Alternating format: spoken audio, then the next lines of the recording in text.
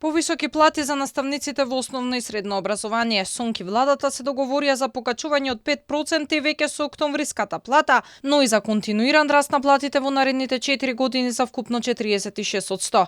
Првичното покачување од 5% ќе биде заклучно со февруарската плата, а потоа динамиката ќе засили. Во март наредната година ќе има зголемување од 7%. Во 2026 и 2027 година, исто во март, договорот е зголемувањето да се движи помеѓу 7,5 и 10%.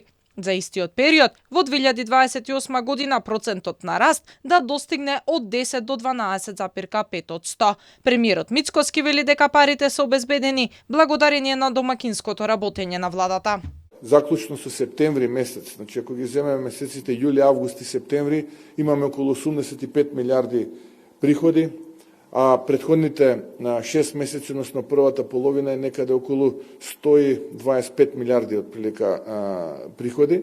Проектираме и очекуваме раст на самата економија која што ќе генерира поголеми приходи во рамки на буџетот во периодот кој што следи, така што не е направена алхемија, туку едноставно тие кои што беа криминалци во политиката или условно кажано лопови заминаа во опозиција и сега дојде влада која што работи домакински, честно, одговорно и од таму се најдоа парите. Синдикатот е задоволен од постигнатото. Велат ова е успех во преговорите и во социјалниот диалог. Договорено било најдоцна до февруари да се заврши и подпише колективниот договор со што ќе се унапредат правата на образовниот кадар и ќе се одредат коефициентите на сложеност на работните места каде што во моментов имало нејаснотии.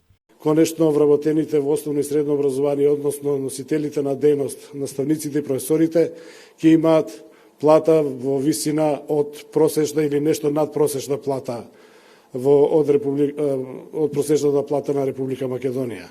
Се разбира дека ова е голем напредок, голем успех во преговорите, во социјалниот диалог и партнерство и доказ дека со взаемно почитување и разбирање како социјални партнери секогаш можеме да дојдеме до взаимни прифатливи решенија.